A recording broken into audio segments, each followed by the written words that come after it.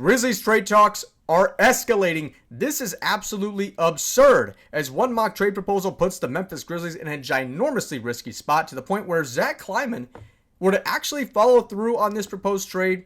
I might just actually laugh right in his face. Who did the Grizzlies get? Who would the Celtics get in this blockbuster mock trade proposal? We'll get into that in just a second, but what's going on, everybody? Jared Alatorre coming at you with another episode of Grizzlies Digest for more off-season content that you're not going to want to miss this off-season. We're gaining a lot of traction, but there's still 89% of you that watch these videos that are not subscribed yet to the channel.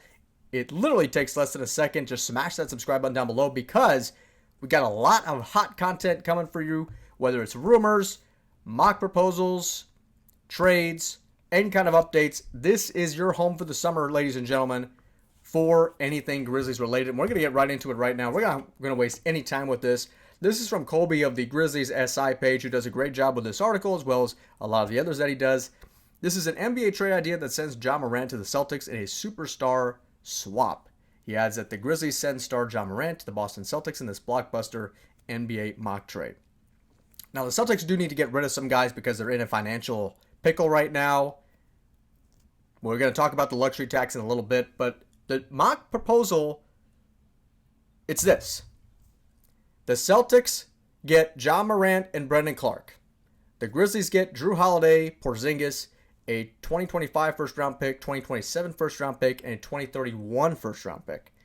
In the proposed deal, the Grizzlies would be getting a true leadership presence in Holiday, who also fits the grit and grind style the team deployed during their heyday with the likes of Zach Randolph and Marc Gasol, while Porzingis is a true wild card in this scenario due to his injured status. And he has had a lot of inconsistencies in the past with Dallas. He spent a little over a year with Washington. Now with the Celtics, he resurrected himself from down, I don't want to say down underneath the ground, but he did not end his career with Dallas all that well, and then he really wasn't getting much attraction with Washington, because it's Washington, of course, but you have a major problem, right? You have Jason Tatum, who's going to be out until probably after the All-Star break, at least around that time. I'm going to estimate, but I'm going to say my guess would be after the All-Star break of 2026. So you got that going for you. But you also got a lot of issues with this because the Celtics, hey, they're having a great time. They get Ja Morant. They get Jaylen Brown. They'll get Jason Tatum back sometime in February of 2026. That's all good. Al Horford, he could probably play till he's 40. He provides just as much veteran leadership as Jrue Holiday does. And then you got Luke Kornet, who I don't know if he is starting material, but he's playing his role very well. And he's looking a lot more playable than Kristaps Porzingis right now.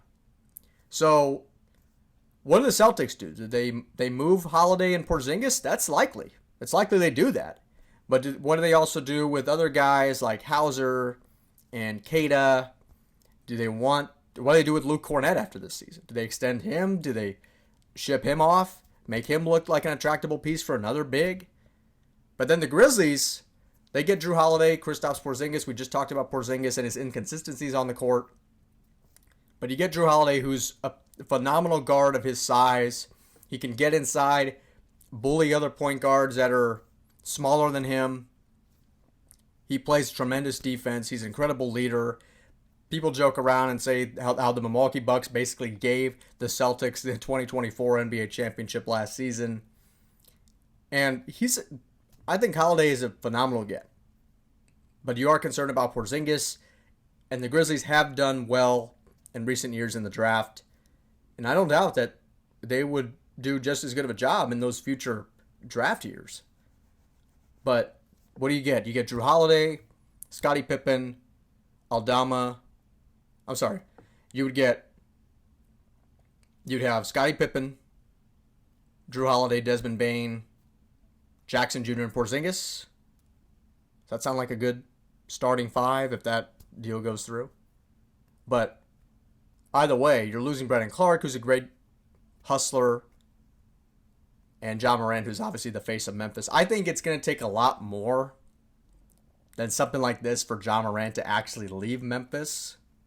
And you can comment down below on what you would grade this mock trade. But like I said in the beginning of the video, if the Grizzlies organization were to actually follow through on this, I think there'd be a lot of upset people, to say the least, in the city of Memphis. This is a second apron squeeze from the ESPN.com. As ESPN's Brian Windhorst recently detailed, the Celtics are entering just a ginormously concerning financial situation with Tatum's Supermax extension, which is $314 million, the largest in NBA history, supplanting teammate Jaylen Brown's contract, scheduled to kick in next summer. Boston is more than $40 million over the 2025-26 luxury tax line. That does not count veteran Al Horford, who is going to be an unrestricted free agent at age 39. So, I don't want to get too off topic, but the Kansas City Chiefs are facing a kind of a similar issue right now. And now it's time for the Celtics. It's like, hey, you've had your fun. Now we got to move a couple of these guys. Who do we want to sacrifice from our starting lineup? They're obviously not going to get rid of Tatum or Jaylen Brown. And Peyton Pritchard is a sixth man of the year. They're not going to give him up. And who knows what they do with Kornet? Luke Kornet is looking very, very good right now. But that's something for the front office to decide. But while Boston has those financial problems, I think Memphis, in my opinion, I think Memphis should probably stay far, far away from that. And I want to go into what Shams said. It was a couple weeks ago, so this is just a refresher for all of y'all. But this is what ESPN Shams said on the Pat McAfee show. He goes, the rest of the league is bracing for some level of change to the Celtics roster this offseason. Now, I do believe that the Celtics will get rid of Holiday and Porzingis. It's just a matter of what team would best be suited for that, which offer is best for that. I just think it's too little of an offer for Ja Morant to be involved in a package like that, in my opinion. Like I said, you can comment down below what you would grade that trade. I'll kind of leave that on my own, but I think it is barely teetering on the level of not passing if we're gonna grade it like a school grade. But that's just my personal opinion. But Jared Alator here for Grizzlies Digest. Thank you so much for watching this video. That's going to do it for us today. If you did like this video, you can like this video, comment on this video, share this video. Comment down below your thoughts on that just incredible trade proposal.